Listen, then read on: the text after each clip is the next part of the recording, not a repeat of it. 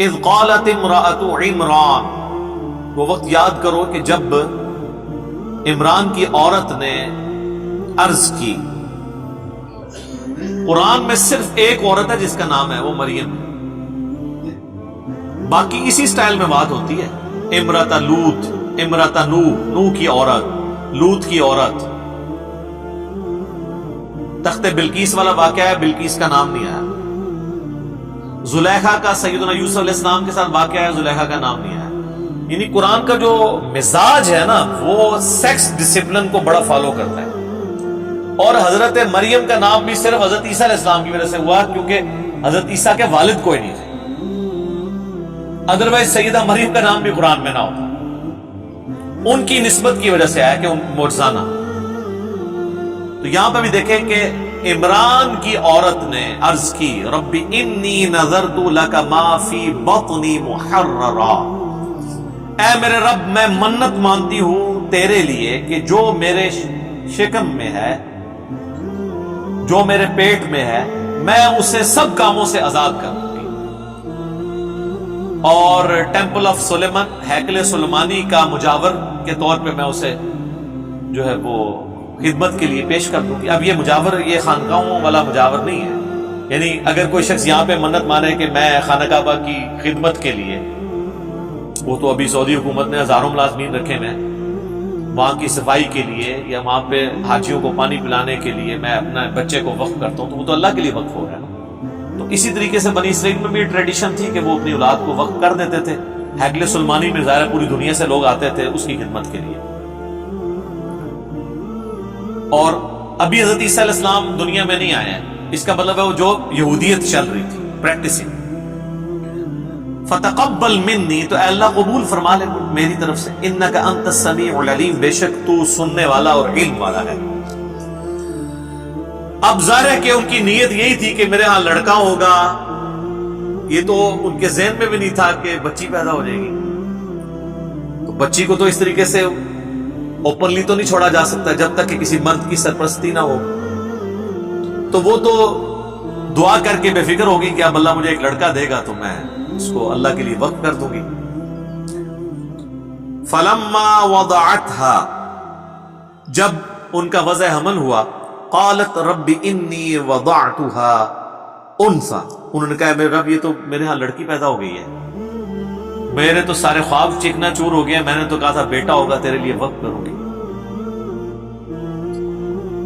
اچھا، اب یہ اللہ سے وہ گفتگو کر رہی ہیں دعا کی شکل میں. ابھی اللہ اور سیدہ مریم کی کمیونیکیشن شروع نہیں ہوئی ہے. اس امت میں تو وہ ختم نبوت کی وجہ سے بین ہو گئی ہے نا یہ والا سلسلہ، کشف والا اور غیر نبی کو وہی ہونے والا. پہلے یہ ہوا کرتا تھا، حضرت موسیٰ علیہ السلام کی والدہ کو ہوا، عیسیٰ علیہ السلام کی والدہ کو. ابھی وہ دعا کر رہی ہیں، یعنی حضرت عیسیٰ علیہ السلام کی یہ نانی ہے جن کا یہ ذکر ہو رہا ہے. انہوں نے کہا میں نے تو بیٹی میرے ہاں پیدا ہو گئی ہے. واللہ اعلم بما وضعت، اللہ فرماتا ہے اللہ خوب جانتا تھا کہ اس کے ہاں کیا بیٹی پیدا ہو گئی ہے. ہائے ہائے ہائے. ولیس الذکر کالانثی، اور کوئی لڑکا اس لڑکی کے مانند نہ ہو سکے. اللہ نے تو وہ بچی دے دی ہے اس کو کہ کوئی لڑکا بھی اس بچی کے مقابلے کا نہیں ہو سکتا جو اللہ تعالیٰ نے اس کو فضائل اور برکات دینے ہیں. تو انہوں نے کہا وَإِنِّي سَمَّيْتُهَا مریم، ان کا بے شک میں اس کا نام رکھتی ہوں مریم. وَإِنِّي أُعِيذُهَا بِكَ وَذُرِّيَّتَهَا مِنَ الشَّيْطَانِ الرَّجِيمِ، اور اے میرے رب بے شک میں اسے بھی اور اس سے جو آگے اولاد پیدا ہوگی نا، نانی تھی نا، تو پوری پلاننگ کی ہوئی ہے کہ میری جو بچی ہوئی ہے اس کو اور اس کی آگے جو اولاد ہوگی نا، اللہ میں تیری پناہ میں شیطان مردود کے اگینسٹ تیری پناہ میں اسے دیتی ہوں کہ شیطان سے وہ محفوظ رہیں. اب ظاہر ہے یہ اللہ تعالیٰ نے ان کی زبان پہ یہ باتیں جاری کی ہیں. ان کو تو نہیں پتا تھا کہ میرا نواسا جو ہے وہ اتنی بڑی پرسنالٹی ہونے والا ہے. تو اس پہ اللہ تعالیٰ کے ذرا کامنٹ سنیں. فَتَقَبَّلَهَا رَبُّهَا بِقَبُولٍ حَسَنٍ، اللہ تعالیٰ ماتا ہے پس اس کے رب نے قبول کر لیا بڑے اچھے طریقے سے. وَأَنبَتَهَا نَبَاتًا حَسَنًا، اور اس بچی کو بڑے اچھے طریقے سے پروان چڑھایا.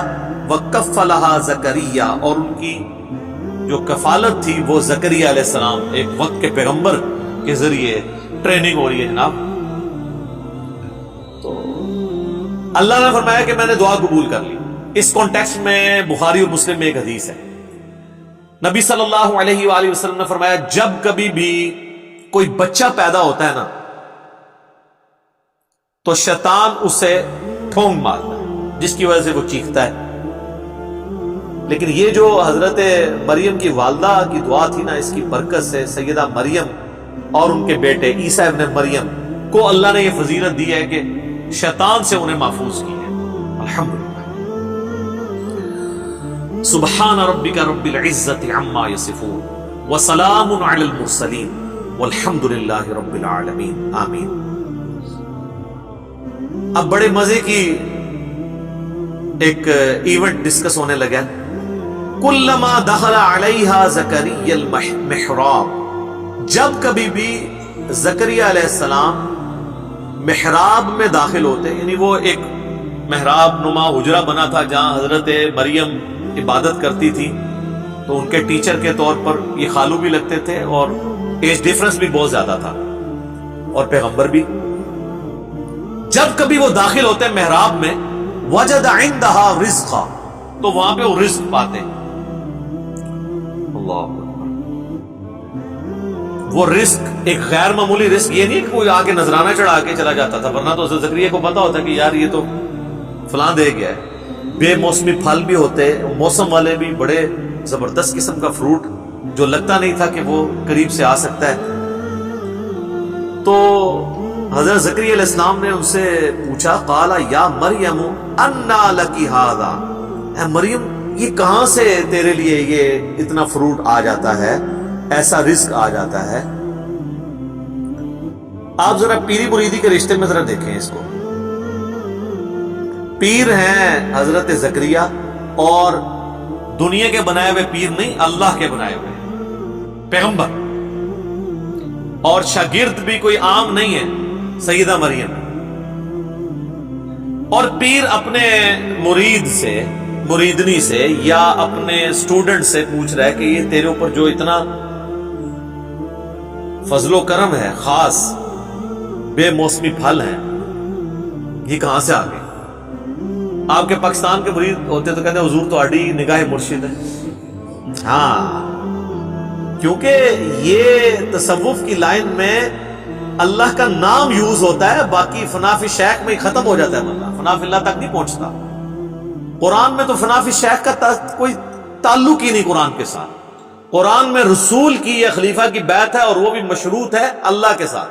رسول اللہ نے بھی بیعت لی نا حدیبیہ کے موقع پر، تو سورہ فتح میں آیا کہ اے نبی جو تم سے بیعت تم لے رہے ہو نا جن کی، ان کے ہاتھوں پہ اللہ کا ہاتھ ہے. اور سورہ توبہ میں اللہ نے فرمایا کہ اللہ نے مومنین کی جانیں اور مال جنت کے بدلے میں خرید لی ہیں، ایسی بیعت پر خوشیاں مناؤ. بیعت کہتے ہیں بیچنے کو، بائع لفظ استعمال ہوتا ہے. انسان کسی انسان کے آگے اپنے آپ کو نہیں بیچ سکتا، صرف اللہ ہی ہے جس کے سامنے آپ بیچ سکتے ہیں. پیغمبر بھی آن دا بہاف آف گاڈ آپ سے بیعت لیتا ہے.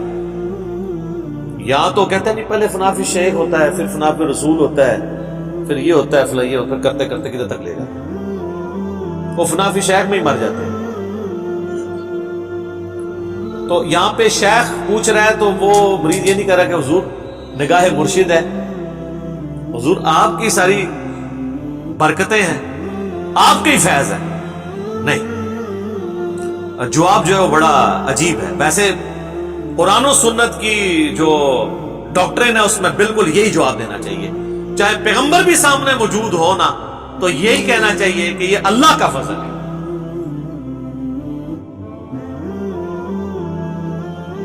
قالت هو من عند اللہ، وہ کہنے لگی اللہ کی طرف سے. اللہ ان اللہ یرزق من یشاء بغیر حساب، بے شک اللہ جسے چاہتا ہے بغیر حساب و کتاب کے رزق عطا فرما دیتا ہے.